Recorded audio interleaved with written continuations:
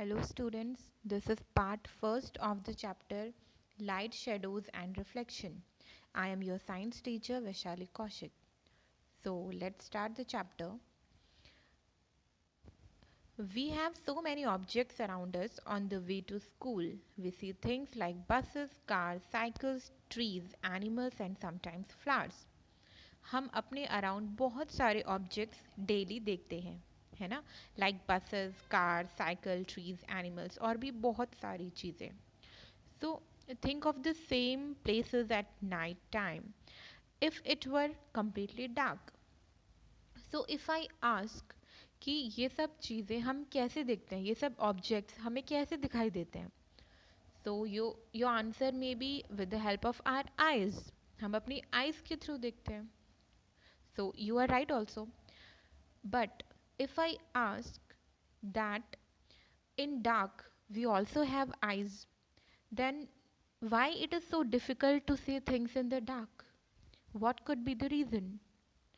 तो आप क्या आंसर दोगे इस क्वेश्चन का कि हम डार्क में चीज़ों को क्यों नहीं देख पाते? डार्क में भी तो हमारे पास आईज होती हैं, तब हम डार्क में क्यों नहीं देख पाते हैं?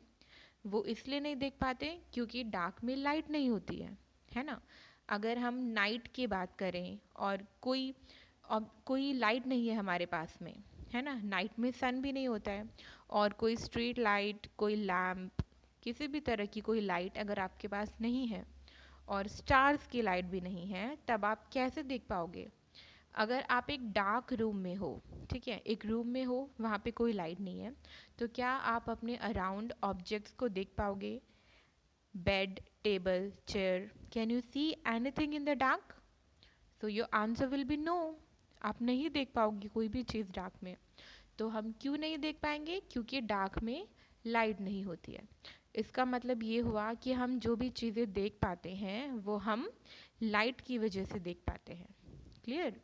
अगर लाइट होगी तो ही हमें चीज़ें दिखाई देगी, अदरवाइज हम चीज़ों को नहीं देख पाएंगे. ठीक है? तो लाइट जो होती है वो हमें हेल्प करती है टू सी ऑब्जेक्ट्स. जो भी हम ऑब्जेक्ट्स देख पाते हैं वो हम सिर्फ लाइट की वजह से ही देख पाते हैं. अगर एक टॉर्च है, torch bulb is an object that gives out light of its own. तो जो टॉर्च है वो क्या है? वो एक ऑब्जेक्ट है जो अपनी लाइट खुद दे रहा है. क्लियर? इसी तरह से सन होता है. सन क्या है? नेचुरल सोर्स ऑफ लाइट है. सन नेचुरल सोर्स ऑफ लाइट होता है, ठीक है, जो हमें दिन के टाइम में लाइट प्रोवाइड करता है. तो वो ऑब्जेक्ट्स जो खुद अपनी लाइट देते हैं, like sun, like stars, like torch, like bulb, तो इन ऑब्जेक्ट्स को हम क्या कहते हैं? ल्यूमिनस ऑब्जेक्ट्स कहते हैं. क्लियर? वो ऑब्जेक्ट्स जो अपनी लाइट हमें खुद दे रहे हैं उन्हें हम ल्यूमिनस ऑब्जेक्ट्स कहते हैं. ऑन द अदर हैंड, वो ऑब्जेक्ट्स जिनकी खुद की लाइट नहीं होती है, उनकी ओन लाइट नहीं होती है, और वो हमें तब दिखाई देते हैं जब उनके ऊपर लाइट किसी और सोर्स के थ्रू आती है. तो उन ऑब्जेक्ट्स को हम क्या कहेंगे? नॉन ल्यूमिनस ऑब्जेक्ट्स कहेंगे. क्लियर? Like moon. मून की अपनी नेचुरल लाइट नहीं होती है, ठीक है. मून हमें कैसे दिखाई देता है? जब सन की लाइट रिफ्लेक्ट होती है मून पे, तब हमें वो दिखाई देता है. क्लियर? तो वो ऑब्जेक्ट्स जिनकी ओन लाइट नहीं होती है वो होते हैं नॉन ल्यूमिनस ऑब्जेक्ट्स. क्लियर? तो जितनी भी चीज़ें हो जाएगी लाइक टेबल, चेयर और पेंसिल, पेन, इरेज़र, ये सब चीज़ें जिनकी ओन लाइट नहीं होती है, उन सबको हम क्या कहेंगे? नॉन ल्यूमिनस ऑब्जेक्ट्स कहेंगे. Clear? Our next topic is transparent, opaque and translucent objects.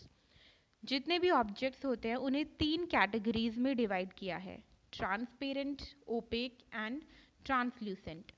तो ट्रांसपेरेंट ऑब्जेक्ट्स वो होते हैं जिनके थ्रू हम बिल्कुल क्लियरली देख पाते हैं, ठीक है, उन्हें हम ट्रांसपेरेंट कहेंगे. क्लियर? ये लाइट को पूरी तरह से अलाउ करते हैं अपने अंदर से पास होने के लिए. क्लियर?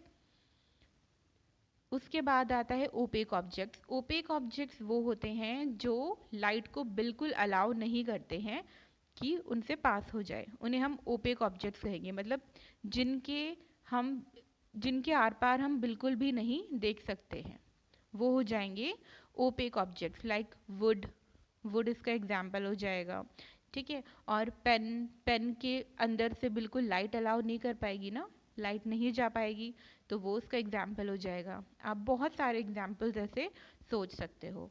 और ट्रांसल्यूसेंट ऑब्जेक्ट्स वो होते हैं जिनके थ्रू हमें क्लियरली नहीं दिखता, ठीक है। लाइट पास हो जाती है लेकिन बिल्कुल क्लियर नहीं हो पाती। क्लियर? सो इन ऑब्जेक्ट्स को हम कहेंगे ट्रांसल्यूसेंट।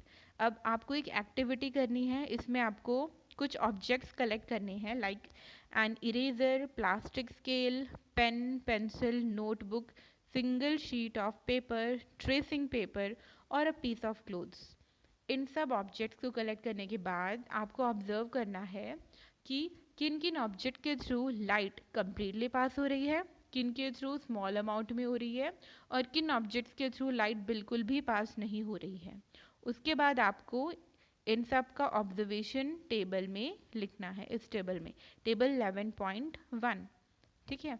तो फिर आपको देखना है कि वो ऑब्जेक्ट्स जिनके थ्रू लाइट फुली ट्रांसफ़र हो रही है या पार्शली हो रही है या नॉट एट ऑल, बिल्कुल भी लाइट पास नहीं हो रही है, उनके बारे में लिखना है आपको। जैसे पेंसिल एग्जाम्पल दिया है तो आप उसमें बताएंगे।